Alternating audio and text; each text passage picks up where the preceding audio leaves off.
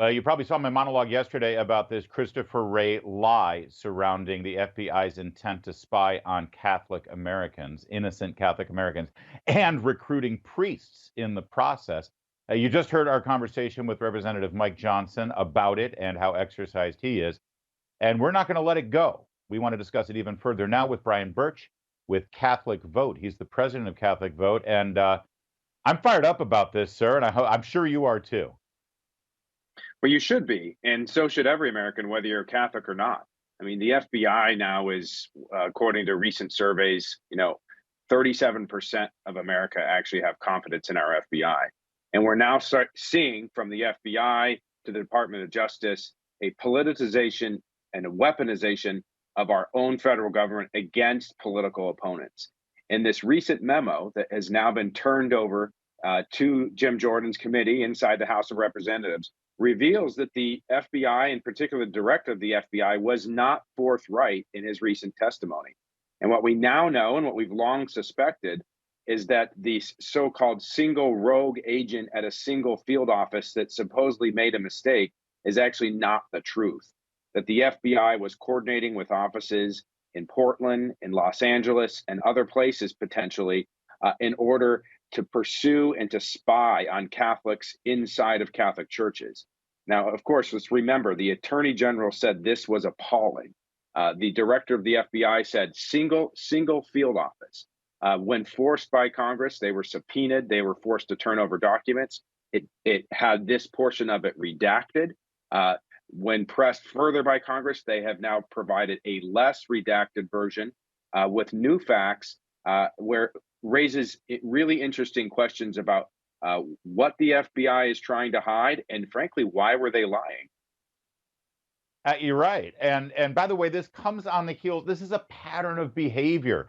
It comes on the heels of 30 armed FBI agents storming into Mark Houck's home, terrorizing his children and arresting him at gunpoint for the crime of praying in front of a Planned Parenthood clinic in Philadelphia. Of course, thankfully, justice was done, and that case ended with an acquittal of Mr. Houck. But it seems as though Catholics in particular in this country are being targeted by Joe Biden's Justice Department. Well, it's true in this particular instance because of the leaked memo, because someone inside the FBI saw what they were doing and said, this can't happen, and leaked the memo to the outside. We now have evidence and proof that they were engaged in illegal and unconstitutional activities, violating the First Amendment rights of Catholics. My question is, who else are they trying to spy on? Who else rights are they violating? Do they have tripwire and surveillance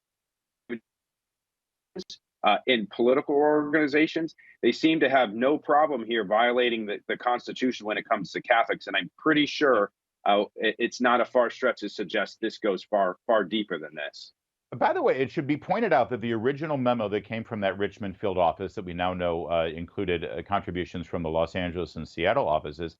It showed reasons why traditional Latin Catholics, as they are, or radical traditional Catholics, I think they call them, and the evidence that you're radical is because you attend the Latin Mass. Some of the reasons why they need to look at them and surveil them is because they're adamantly pro-life and anti-abortion. They're adamantly against the transition of our children's gender and against those policies. In other words, this is about political positions that Catholics hold. And the FBI was volunteering to be used as a weapon against them. Well, that's exactly it. They have not been able to show, at least to our knowledge, and certainly they're still withholding a lot of information from Congress, that there is any evidence that any of these people pose any sort of real threat to the country. And what we've seen, unfortunately, since January 6th is the use of political opponents and the use of people who hold different political opinions equated to and quickly deemed a form of domestic terrorists. They did this with parents at school board meetings. The Department of Justice and the FBI were looking into them. They're doing it with Catholics now. They're doing it with anyone that asking authentic questions about what happened in the 2020 election. It's very scary escalation on the part of the government, where anyone that might disagree is treated as a potential threat And then as now we know that their constitutional rights might be violated surreptitiously unless someone leaks a memo, and then they will obstruct Congress as much as possible in order to keep the truth from coming out. That's right. And to our Protestant brothers, Baptist, evangelicals, if you're sitting and watching this, I hope you have in the back of your mind, first they came for the Catholic, because you're on that list too. We share We're all in it political together. principles here. Yes. Absolutely. We are all in this together. You don't have to be Catholic. You don't even have to be conservative or religious to understand, change the administrations here. If the Trump administration was going into churches or union halls or private meetings of political organizations, Or spying mosque. on them, absolutely, absolutely, no question. Yep. There would be broad outrage. There would be calls for impeachment. And frankly, that's where this may be headed. I think if, in fact, the FBI intentionally misled Congress, is lying, is withholding information, and that this, as we now fear, goes far beyond a single FBI office, there may be a real substantial case here to call for the impeachment of the Attorney General. Yeah. And maybe our devout Catholic president, who will, he never misses a moment to tell you how devout and faithful he is to the church. Maybe he could fire Christopher Wray for this. Mr. Burch, I also want to point out the problem with the Justice Department is not just what they've done here, but also what they failed to do. Over at CatholicVote.org, you've got a violence tracker where you are tracking all of the violent acts against Catholic churches and Catholic organizations: arson, looting, vandalism. Has the Justice Department taken any of this seriously? These are hate crimes. You're right. And this is another piece of this where it's not just, as we say as Catholics, a sin of commission, it's a sin of omission. And the Yes. Department of Justice here is utterly failed to pursue this widespread pattern of attacks on Catholic churches, shrines, statues. We've had churches burned to the ground. We have arson attacks, statues beheaded, defaced, slanderous, scandalous things spray painted on our doors almost on a weekly basis, by the way. If this again was happening with any other religious faith, whether it be synagogue or mosque, we know there would be a hate crimes unit set up and pursuing these.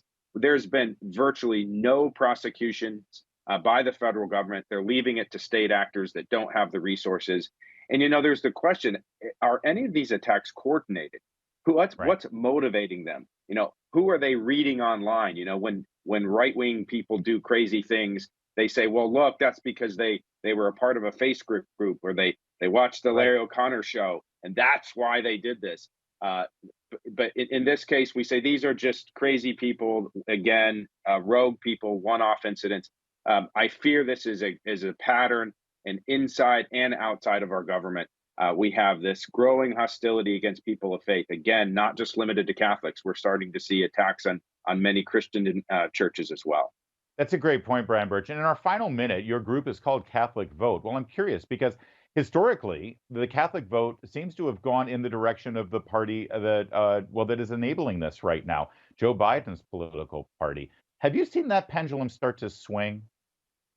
We have seen it. We are seeing it swing, and it's swinging dramatically. And the key here is to look at Catholics who still practice their faith, or Catholics who still go to mass.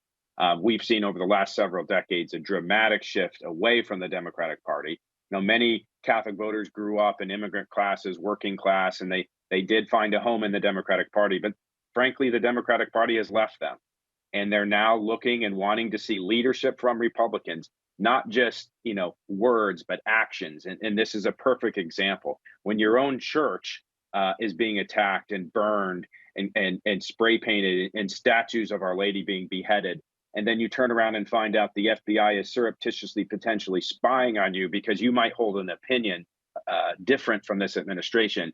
I think the choice is pretty clear for many Catholic voters, that the Democratic Party is no longer a party